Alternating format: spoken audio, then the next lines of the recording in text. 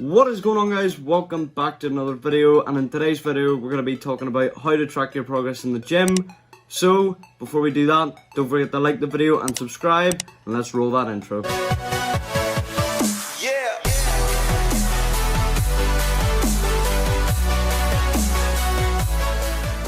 Okay, so we're going to begin with one of the most popular forms of tracking progress, and that is the body weight scales.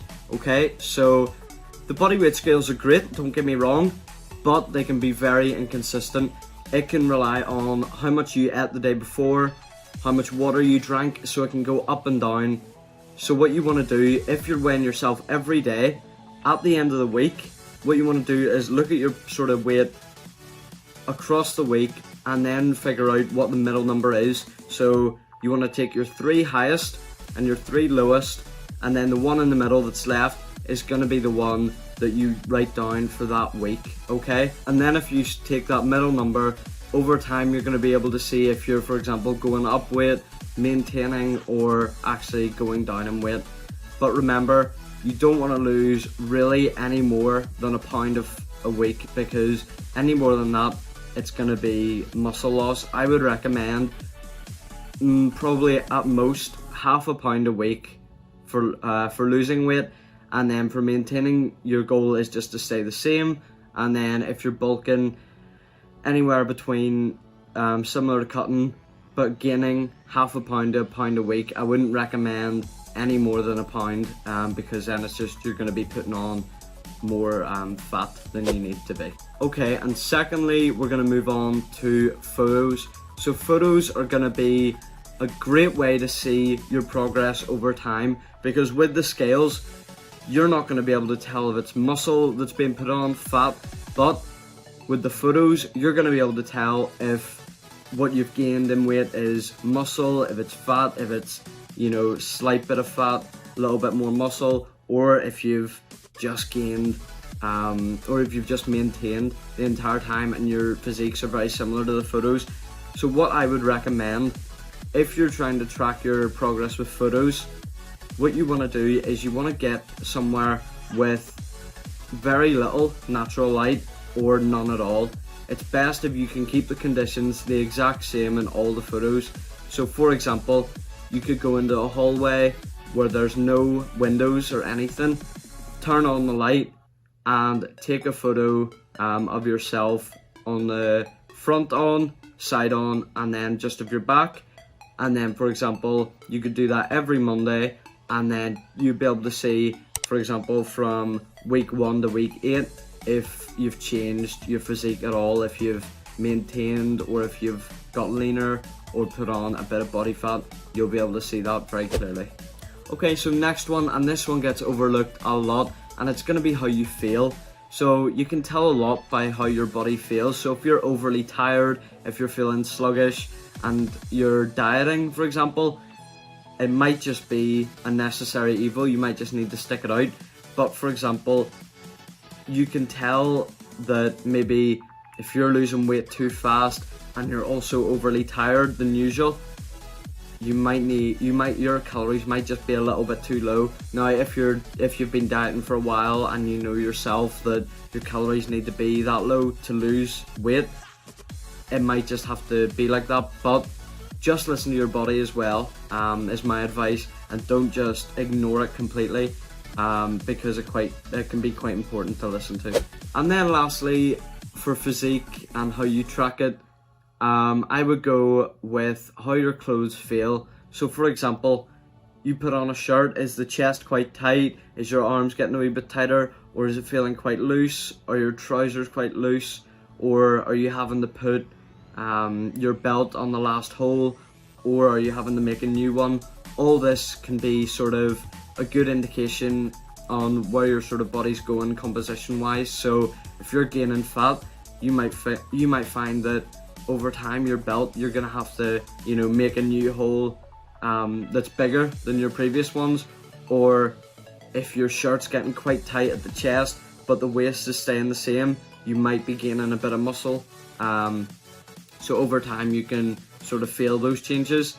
It won't be as good as, for example, the photos or the scales, but it's still a good thing to go by. And basically what you want to do is you want to go by as many of these as possible. So ideally you would be wanting to do the scales, the photos, how you feel, and how your clothes fit. And that's just sort of my main four that I go by.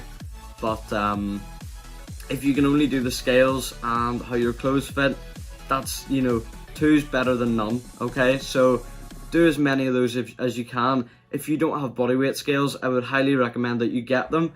But if you don't have them at the moment, just go by, you know, photos. If you can't take the photos, go by how your clothes fit, or go by how you feel. But the more, the better for this. So without further ado, let's get into training, and then we'll come back and we'll talk about lifting progress and how to track that.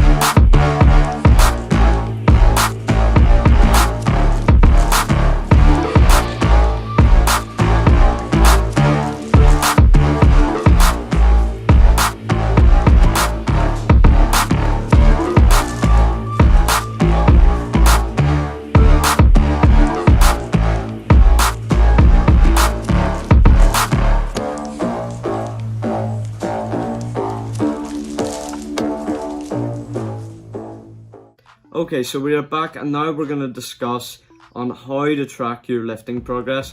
So what I would firstly recommend is keeping some sort of logbook, or maybe putting in your notes on your phone on what you lift. So for example, say you bench 3 sets of 12 or 5 sets of 10 or whatever it is, you write down what weight you did. And I would really only include working sets. I wouldn't really do your warm-up sets because they shouldn't really be fatiguing you.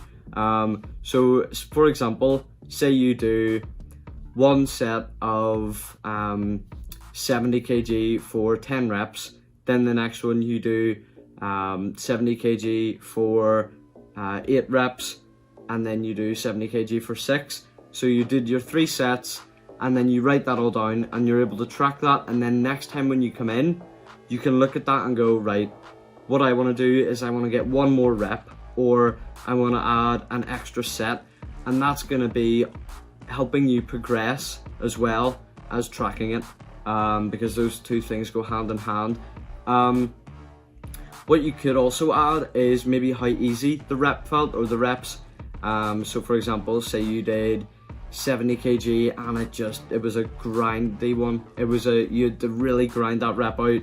Or for example, you did 80 kg and it just flew up. You know, you could write that beside it and maybe with brackets, and that will also keep track on sort of maybe one day you're just not feeling the best and you write that down, you know, just was tired while doing the set. But yeah, so keep a logbook. Doesn't need to be an actual book. I actually find though, with a book it just helps. You've got a lot more freedom to write, or if you wanted to, you could just keep it on your notes or your phone, or I'm sure there's some apps out there that'll help you do it as well. So then next up, this one ties in slightly, so it'd be how you feel. So you want to go off by tracking things on maybe how you feel. So for example, if you did 70 one week and then, or 70 kg deadlift one week, and then you did, and it felt awful, you sort of make a note of that, and then you do 70 the next week and it feels awful again, it could be recovery. So you maybe aren't recovering enough, and when you're not recovering enough, your lifts tend to go down. So for example, you could be getting 120 squat for 3 reps. You come in the next week, you only get it for 2. You come in the next week, you get it for 1. So you just almost go down, and that could just be recovery just isn't good enough. Okay, so you maybe need an extra recovery day, you maybe need more sleep, because you have to remember, you may think you're getting 7 hours of sleep, but really you've only been in bed for 7 hours and you've only slept for 6 hours and 15 minutes, you know, and really you want to be trying to get at least 7 to 8 hours sleep per night, especially if you're doing like hard training and your body's really trying to recover. You need to give it all the help it can get and just sleep. Okay, next up we have how your form is. So you need to track weight as well, but you also need to try and progress form, because form is going to keep you from getting injured. It's going to improve how your muscles sort of react to the training. So if you've got terrible form, you might not be optimizing, you know, hypertrophy, you might not be optimizing muscle building.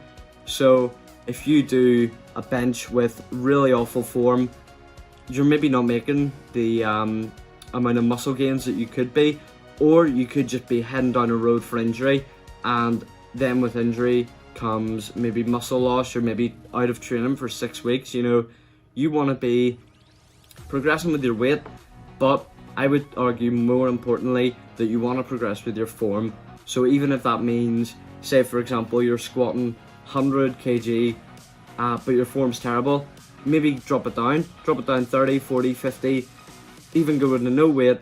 What's most important is getting that form right, then build it back up. There's no shame in going down and then backing up the weight and trying to relearn a movement. So for example, say you join the gym and you've always been benching with pretty bad form. You want to go back, lower the weight. Doesn't matter if you're just doing the bar, it doesn't matter. You just want to get that movement right, so when you go back to doing what you were, 70, 80 kg, 100, to going back to that with better form, and improved form is going to mean less chance of injury and more muscle gain. Okay guys, so that basically wraps it up for this video, but I'm just going to quickly cover cardio. So cardio is very important for things like your heart and your lungs. So what you want to do for tracking cardio, you want to be checking what your recovery time is. So what time maybe your heart rate goes from, you know, 100 back down to its regular beat, or 120 back down to sort of resting heart rate. So say that takes you, you know, 20 minutes. Maybe over time it gets lower and lower, and you'll be going to 18, 15 minutes. Recovery just improves. Same with heart rate. Maybe your heart rate doesn't go up as high when you're resting. So when you're resting, you've got a lower heart rate. And then also probably the most important one is going to be, you know, your speed. So like, are you improving your times for example, running a mile? Are you running a mile in 10 minutes and then now you're doing it in 7? You just got to track that, and you can do that as well with a logbook. You could keep one book or in your notes on your phone and just track your lifts, your weight, everything, you know, your speed to do a mile.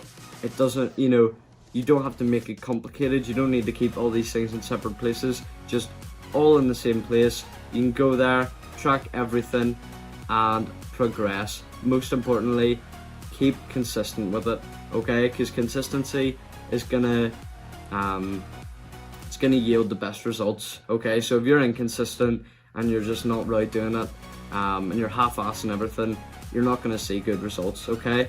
So that would be the tip of the day. Stay consistent, track it, progress over time, progressive overload.